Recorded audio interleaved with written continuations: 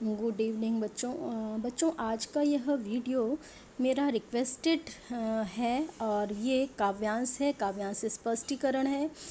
ये काव्यांश मुझे किसी बच्चे ने भेजा था इसके स्पष्टीकरण के लिए तथा इसमें जो भी क्वेश्चन आंसर्स पूछे गए हैं उनके भी स्पष्टीकरण के लिए। तो चलिए प्रारंभ करते हैं। लोहे के पेड़ हरे होंगे तो गान प्रेम के गाता चल। ये कविता रामधारी सिंह दिनकर की है और धूप और धुआं नामक उनका जो काव्य संग्रह है 1951 के करीब ये आया था काव्य संग्रह उनका, तो उसी से ये कविता ली गई है। लोहे के पेड़ हरे होंगे, ये जो पंक्ति है ये जो है एक प्रकार का मुहावरा कह सकते हैं इसको, क्योंकि जो लोहे के पेड़ होते हैं उसमें अंकुरण तो होता नहीं है। तो यानी कि ये जो मुहावरा है इसके माध्यम से राइटर ये कहना चाहते हैं कि असंभव को भी संभव किया जा सकता है। लोहे के पेड़ हरे होंगे यानी असंभव भी संभव हो जाएगा, यानी कि लोहे के पेड़ जिनमें अंकुरण नहीं होता उसमें भी अंकुरण आ जाएगा। और लोहे के पेड़ों से तात्पर्य है कि वे लोग जिनके हृदय में अब मानवता नहीं रह गई है, जिनके हृदय में अब वो कोमलता, वो भावनाएं, वो मानवता की भावनाएं, वो प्रेम की भावनाएं अब विद्यमान नहीं रह गई हैं, ऐसे लोगों के हृदय में भी हमें मानवता का अंकुरण प्रस्फुटित करना है। तो कवि कहते हैं लोहे के पेड़ हरे होंगे तो गान प्रेम के गाता चल। कैसे होंगे ये जो लोहे के पेड़ हैं, ये हरे कैसे होंगे? तो लोहे के पेड़ यानी कि हमारा जो बौद्धिकता है, वो हम बौद्धिकता के स्तर पर जो है बहुत ही आगे निकल चुके हैं। हमारे जो भौतिक संसार है, बौद्धिक संसार है, यह इतना अधिक हम पर हावी हो गया है कि हमारे हृदय में अब प्रेम की धारा प्रस्फुटित नहीं हो रही है। अब हमारे हृदय में लोगों के प्रति प्रेम समाप्त हो गया है, आपस में वैमनस्यता बहुत अधिक उत्पन्न हो गई है। तो इसको वैमनस्यता को समाप्त करने के लिए हमारे हृदय में जो भौतिकता छाई हुई है उसको हम किससे? प्रेम से उसके ऊपर विजय प्राप्त करेंगे, है ना। तो तू गान प्रेम के गाता चल, यानी तुम प्रेम के गीत गाते चलो तो एक न एक दिन लोहे के पेड़ हरे हो जाएंगे। अर्थात जिनमें अंकुरण नहीं है, जिनके हृदय में प्रेम का अंकुरण नहीं हो रहा है, उनके हृदय में भी प्रेम के अंकुर प्रस्फुटित हो जाएंगे। बस शर्त यह है कि तू गान प्रेम का गाता चल, यानी तुम अपने माध्यम से संसार में मानवता का संदेश देते चलो। मानवता का संदेश यानी एक दूसरे से प्रेम का संदेश, आपसी मनमुटाव को मिटा करके एक साथ एकजुट होकर के रहना। नम होगी यह मिट्टी जरूर, आंसू के कण बरसाता चल। क्या कह रहे हैं कि आंसू के कण बरसाता चल से क्या तात्पर्य है?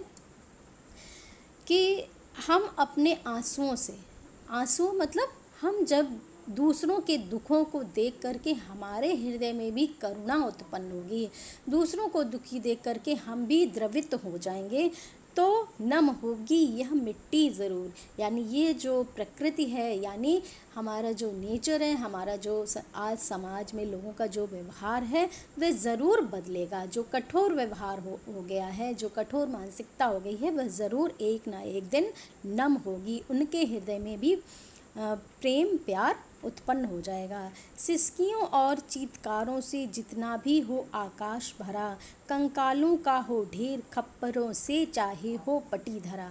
क्या कह रहे हैं कवि कह रहे हैं कि लोगों की सिसकियाँ यानी उनके जो कह सकते हैं कि परेशानियाँ, कष्टों से, चित्कारों से यानी कष्टों से, उनके दुखों से जितना भी हो आकाश भरा, यानी इस नवमंडल में, इस संसार में लोग जितने भी दुखी लोग हैं, व्यथित लोग हैं, और जितने भी कंकालों का हो ढेर, यानी कंकाल, चारों ओर कंकाल ही कंकाल दुखी लोग हों, खप्परों से चाहे हो पटी धरा।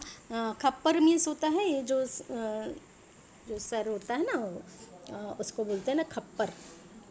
तो खप्पर मीन्स एक वो भी होता है जो खपड़ैल वगैरह होते हैं ना, उसी को बोलते हैं जिससे खपड़ैल बनता है उसको भी खप्पर कहते हैं। तो कह रहे हैं कंकालों का हो ढेर खप्परों से चाहो हो पटी धरा, यानी संसार में सब कुछ यहाँ पर खप्परों से पटी धरा हो, यानी ये जो जितना भी संसार में आपस में मन मुटाव है उसके कारण भले ही एक दूसरे की जान जा रही हो, या कह सकते हैं कि लोगों के जो है कंकाल धरती पर पड़े हों, अर्थात लोग इधर उधर भले ही चित्कार रहे हों, अपने उनकी कष्टों के कारण वो दबे जा रहे हों इस धरती में, और चारों ओर सिसकियाँ चित्कार ही चित्कार सुनाई दे रहा हो, फिर भी आशा के स्वर का भार पवन को लेकिन लेना ही होगा। लेकिन ये जो पंक्ति है दो तीसरी और चौथी सिसकियों वाली और चित्कार वाली, इसका तात्पर्य है कि संसार में जितना भी कष्ट हो, कि जितना भी दुख हो, तकलीफ़ हो, परेशानी हो, चाहे धरती पर कितनी भी समस्या क्यों ना हो, बड़ी से बड़ी समस्या क्यों ना हो, लोग मृत्यु को भी भले ही क्यों ना प्राप्त हो जा रहे हों, मौत की ओर क्यों ना बढ़ रहे हों, आशा के स्वर का भार पवन को लेकिन लेना ही होगा।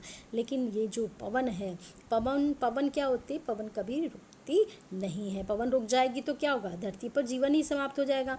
तो इसीलिए कह रहे हैं कि आशा के स्वर का भार, लेकिन फिर भी एक आशा, एक हमारे मनों में जो निराशा है उसके बीच में आशा का स्वर, आशा की भावना अपने अंदर जगानी होगी, और उसको पवन की तरह, जिस तरीके से एक पवन वायु अपने साथ गंध दुर्गंध सबको लेकर के चलती है, उसी तरीके से पवन को लेकिन लेना ही होगा। ये जो हवा चल रही है इस समय जो गति है, जो प्रवहमान है, उसमें आशा का स्वर होना ही होगा। उसको हमें आशान्वित अपने अंदर आशा जगानी होगी। हम अपने अंदर, चाहे संसार में कितनी भी विपत्तियां हों, कितनी भी परेशानियां हों, हमें अपने अंदर वो आशा बनाए रखनी है कि एक न एक दिन अपने प्रेम से, अपने आदर्शों से, अपने अच्छे कर्तव्यों से हम सारी समस्याओं का अंत कर देंगे। जीवित सपनों के लिए मार्ग मुर्दों को देना ही होगा। यानी कहने का तात्पर्य है कि जो सपने हैं वो जीवित हैं, यानी जीवित हों यानी ऐसे सपने, हमारे जो सपने हैं कि इस संसार में प्रेम जो है का प्रचार प्रसार करना है, लोगों के हृदय में मानवता का प्रसार प्रसार करना है, उसके लिए मुर्दों को हमें मार्ग देना होगा। अर्थात मुर्दों में भी, यहाँ पर मुर्दे से तात्पर्य वे व्यक्ति हैं जिनके हृदय में प्रेम समाप्त हो गया है। तो जब प्रेम समाप्त हो गया है, यानी कि वो मुर्दे के सदृश हो गए, मुर्दे के समान हो गए हैं, तो हमें यदि यह सपना देखा है कि हम संसार में मानवता का प्रचार प्रसार करेंगे, मानवता को लाएंगे, तो हमें उन लोगों को मार्ग देना होगा। यानी उन लोगों के हृदय में भी हमें अपनी बात को प्रस्फुटित करने के लिए, अपनी बात को पहुंचाने के लिए हमें उनको जो है मार्ग देना होगा। यानी हमें उनको आगे लाना होगा और उन्हें समझाना होगा कि इस तरीके से आप जीवन जिए, इस तरीके से जीवन नहीं जिए। रंगों के सातों घट उड़ेले, यह अंधियाली रंग जाएगी। क्या कह रहे हैं कि रंगों के सातों रंग उड़ेल, जैसे इंद्रधनुष में कितने रंग होते हैं? 7 रंग होते हैं ना। तो जो 7 हमारे कॉमन रंग होते हैं, उनको कह रहे हैं कि उनके रंग को उड़ेल करके यह अंधियाली रंग जाएगी। यानी आज जो इस धरती पर अंधेरा छाया है, उसमें हम 7 रंगों के घट यानी घड़े उड़ेल देंगे, यानी हम जीवन के रंगों का प्रचार प्रसार कर देंगे। तो ये जो अंधकार है, ये अंधकार समाप्त हो जाएगा। नेक्स्ट हमारा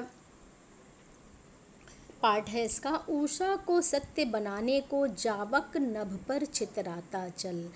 उषा को सत्य बनाने को, यानी ये जो उषा है, यह जो प्रातः काल है, इसको सत्य बनाने को जावक नभ पर चितराता चल, यानी अपनी जो जिजीविषा है, अपनी जो कह सकते हैं कि प्रण है, दृढ़ संकल्प रूपी जावक है, उनको इस नभमंडल में बिखरा दो।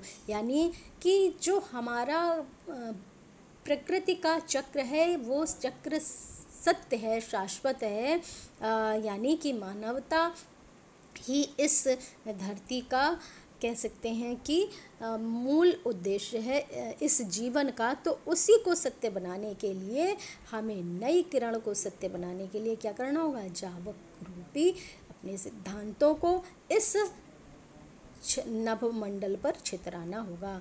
आदर्शों से आदर्श भिड़े, प्रज्ञा प्रज्ञा पर टूट रही। फिर वो हरिशंकर जो है कहते हैं रामधारी सिंह दिनकर जी की प्रतिमा से प्रतिमा लड़ती, आदर्शों से आदर्श बढ़े।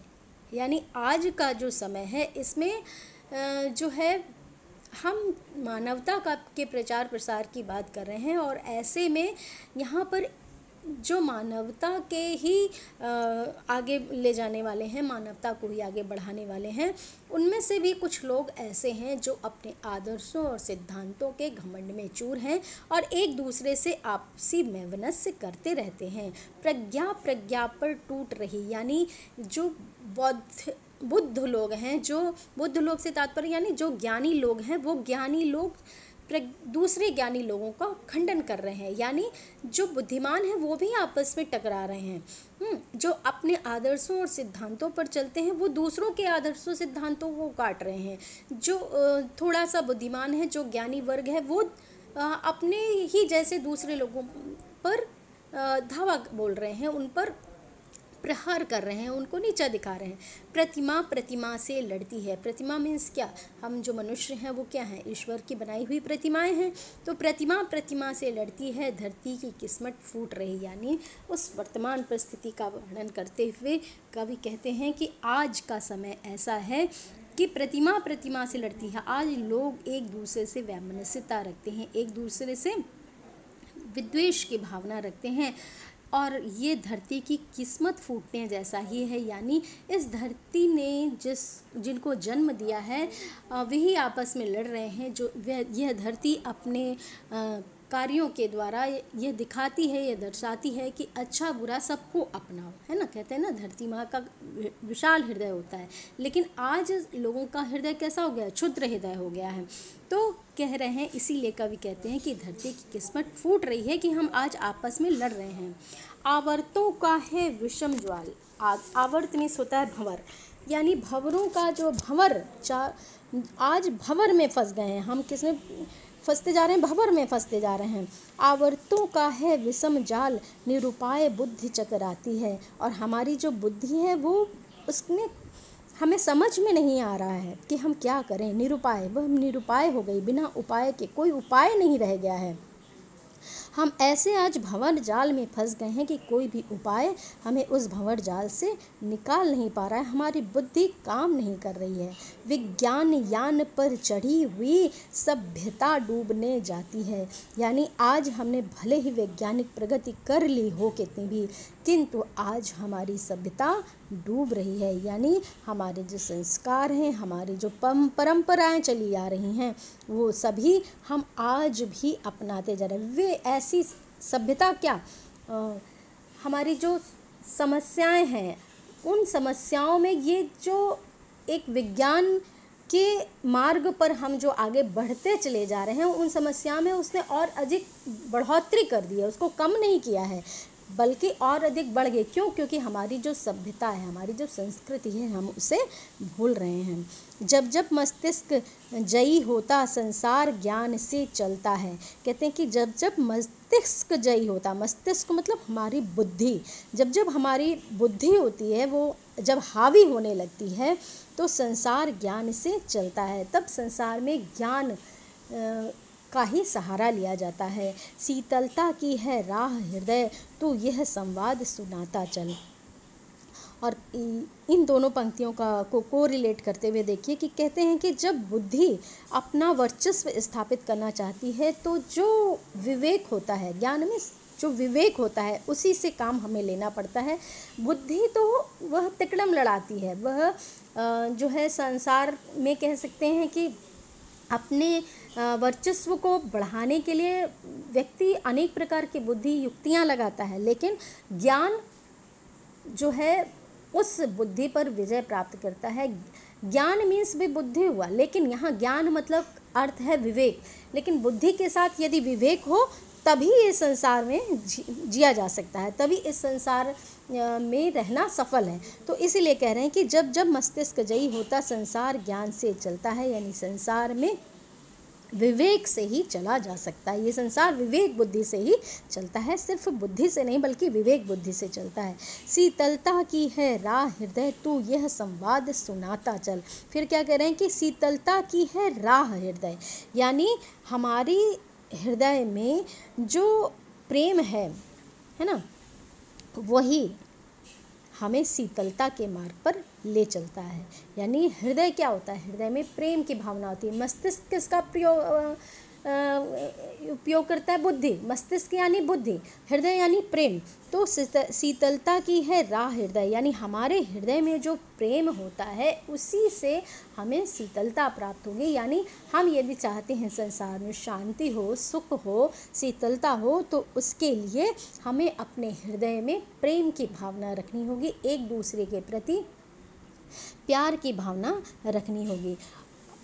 तो यह संवाद सुनाता चल, और ये संवाद, यह पंक्ति, यह कथन तुम सभी को बताते चलो कि हमें संसार में मानवता का प्रचार प्रसार करना है, और उसके लिए हमें अपने हृदय में ही दूसरों के प्रति प्रेम और एक दूसरे के प्रति त्याग की भावना, समर्पण की भावना रखनी होगी।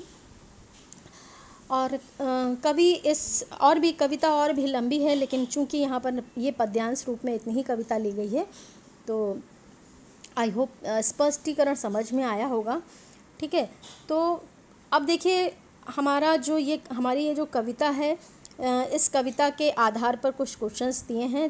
तो पहला क्वेश्चन है, दुख और निराशा के वातावरण में मनुष्य का क्या कर्तव्य होना चाहिए, स्पष्ट कीजिए। तो दुख और निराशा के वातावरण में हमारा यही कर्तव्य होना चाहिए कि हमारे हृदय में आशा हमेशा विद्यमान रहे। इसका आंसर देखिए, ये जो तीसरी और चौथी पंक्तियां हैं ये दुख और निराशा के प्रतीक हैं, और उसमें वो कवि कहते हैं कि आशा के स्वर का भार पवन को लेकिन लेना ही होगा।